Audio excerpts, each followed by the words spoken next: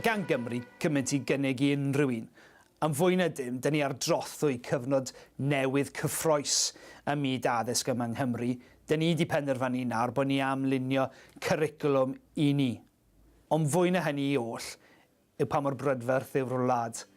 Mi allan ni fod yn ardaloedd diwydiannol fel y cymoedd sydd yma yn y de, i hefyd y llefydd fwyaf cosmopolitaidd o fewn y dinasoedd mawr sydd gyda ni.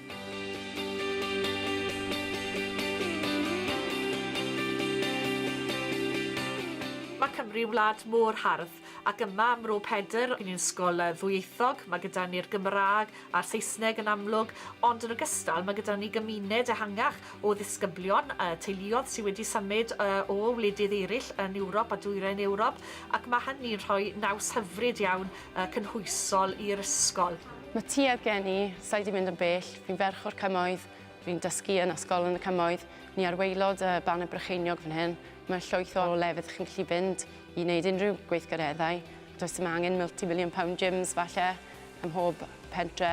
Mae da ni'r golygfeydd ffantastig.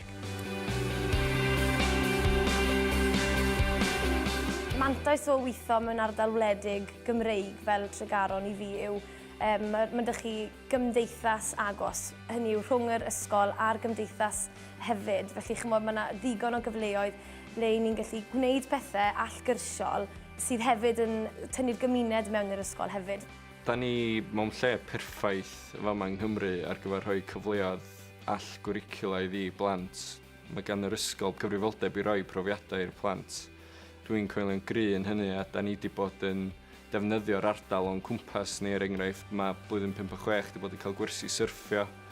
Da ni'n bwriadu mynd o blwyddyn 6 i gopa'r Wyddfa. Felly, da ni'n defnyddio yr mynyddoedd, y môr, yr afonydd, y coedwigoedd i gyd i roi profiadau i plant.